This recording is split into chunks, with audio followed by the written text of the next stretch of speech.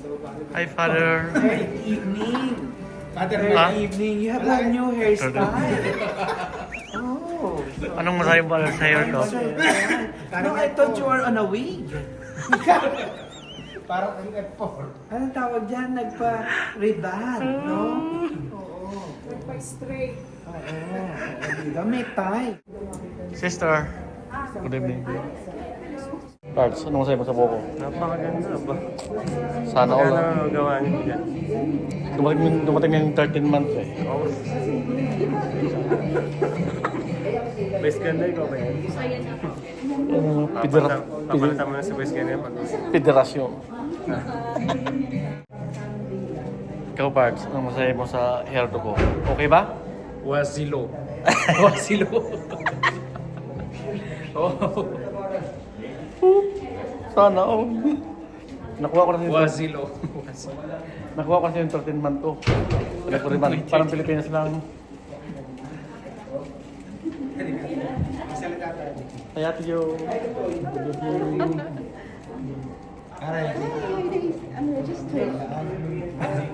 Ano? Yan, kung tandaan niyo yung F4, si Dao Mingsu. Yan. Dao Mingsu. Ay. Ha? Magsusulat pa kay Ate Jo? Ha? Hindi wala na daw. Hi, Father. Good evening po. Pakuan pa talaga ang Siya po ngayon ang magmimisa, si Father Alvin. talaga may documentary.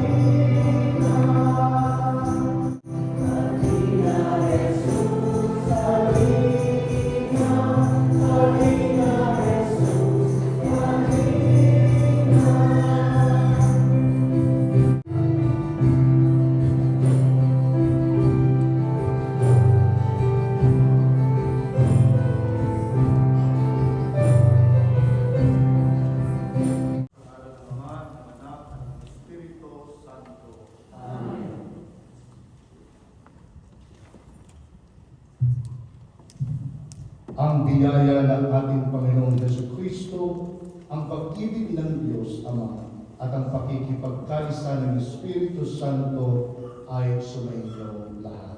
At sumainyo rin.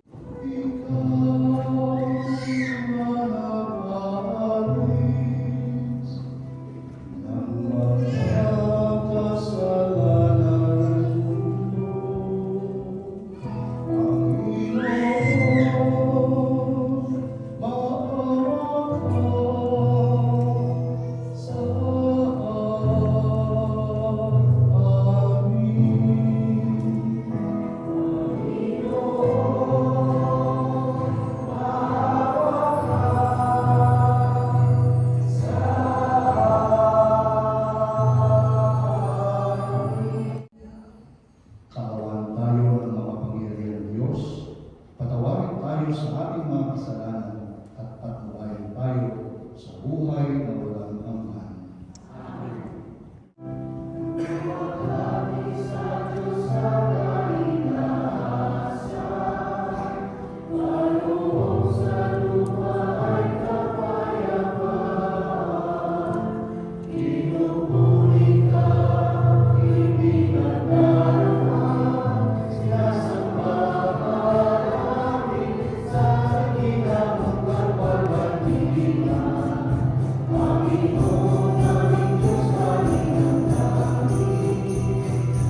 Pagbasa mula sa aklat ni Propeta Isaias.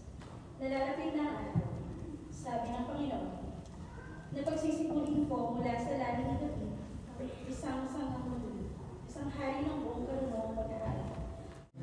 Mabubuhay siyang marangal at sasagana kailanman. Mabubuhay siyang marangal at sasagana kailanman.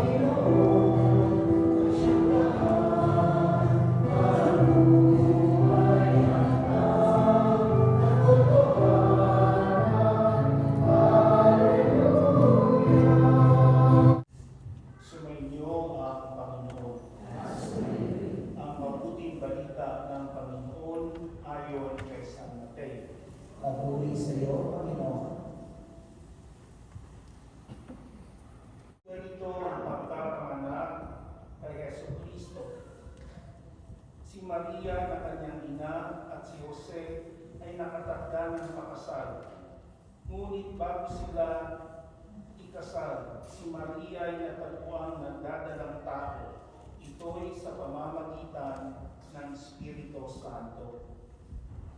Isang taong matuwid itong si Jose na kanyang magiging asawa, ngunit ayaw niyang mapahiya si Maria. Kaya ipinagpasya niya hiwalayan ito ng itim. Samantala iniisip ito ni Jose, nagpakita sa kanya sa panaginip ang isang anghel ng Panginoon. Karamihan sa atin, nakaranas o nakakaranas ng suliranin, pagsubok o krisis. Kapag nakakaranas tayo ng suliranin, pagsubok o krisis, nais nating malutas agad ito, di ba? Ayaw nating patagalin. As snap of a finger, dapat matapos na ito. Kung kailangan ng pera, mag-withdraw. Diba? Kung walang pera, mag-second job. Kung hindi pa kailangan, mag-third job. Parang si Marilang sa Hero Love. Again. Sa paglutas natin ng mga suliranin o pagsubok o krisis, meron tayong mga agam-agam minsan kung tama ba o hindi ang ating paglutas nito, hindi po ba? Pero minsan, gusto na lang natin biglang maglaho ang ating suliranin o krisis. O dili kaya ibigay sa iba.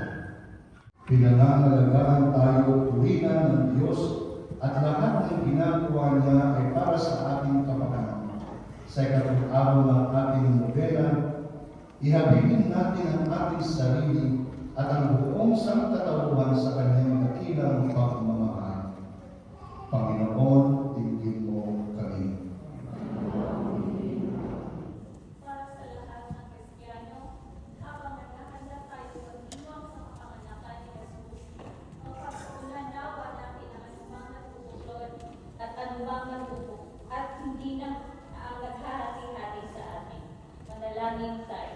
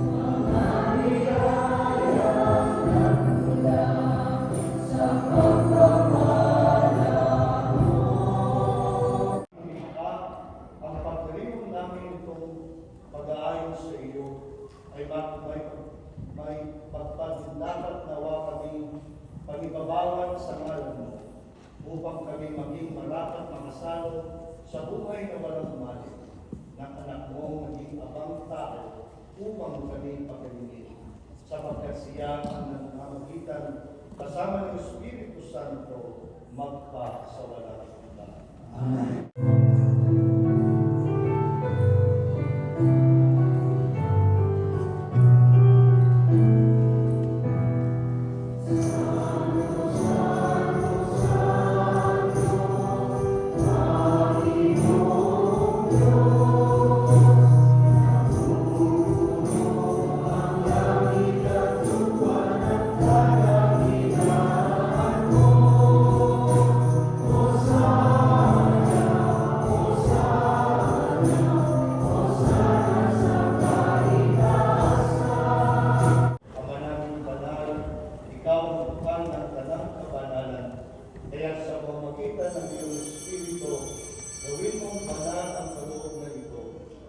upang para sa amin maging katawan at dugo ng aming Panginoong Jesucristo.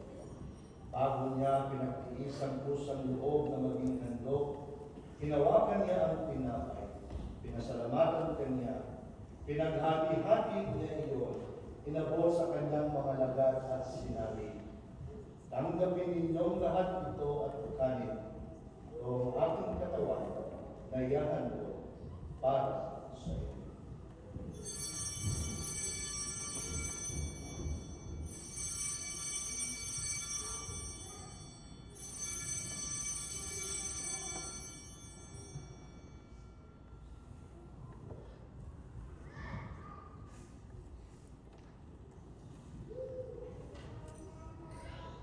Gayun din naman nang matapos ang hapunan, hinawakan niya ang kalis. Muli kanyang pinasalamatan, inabot niya ang kalis sa kanyang mga lagat at sinabi, "Tanggapin ninyong lahat ito at inumin. Ito ang kalis ng aking dugo, ng bago at walang hanggang tipan. Aking dugo na ibubuhos para sa inyo at para sa lahat, sa kapagpapatawad ng mga kasalanan. Gawin ninyo ito sa pag-alala sa akin."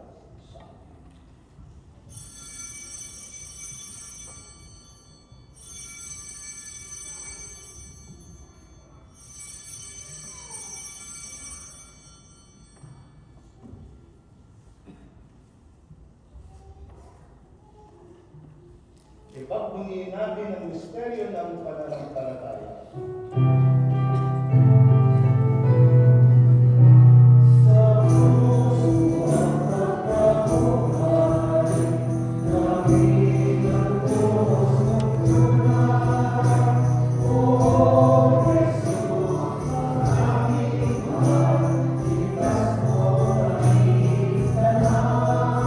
Ibang laganap sa buong daigdig. Puspusin mo kami sa pag-ibig.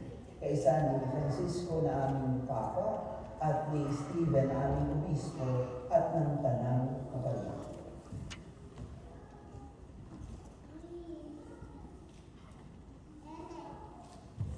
Alalahanin muli ang mga kapatid namin na nilay na may pag-asang sila'y muling mabubuhay, gayon din ang lahat ng mga kumakan. Tawaan mo sila patuloy sa iyong kalinasan.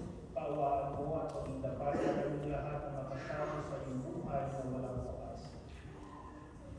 Sa pamamagitan ni Kristo, kasama niya at sa Kanya, ang lahat ng parangal at papuri ay sa iyo, Diyos Ama,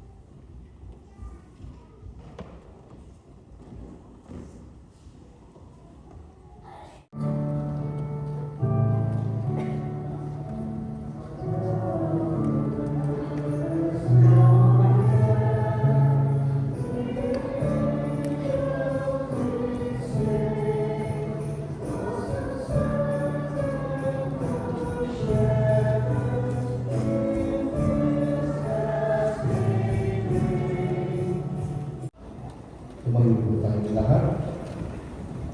Sumainyo ang Panginoon. Magsiyo po tayo habang ginagawat ang pagbabasbas. Basbasan at pagpalain nawa ang lahat ng mga asawa at amang naririto ngayon. Maging bukal nawa sila sa lakas at pagkakaisa para sa buong makakanan. Malayo kayo ng makapangyarihan Diyos, Ama, Anak, at ng Espiritu Santo. Amen. Lumayo kayo upang mahalin at paglingkuran ang Panginoon tulad ng ginawa ni San Jose.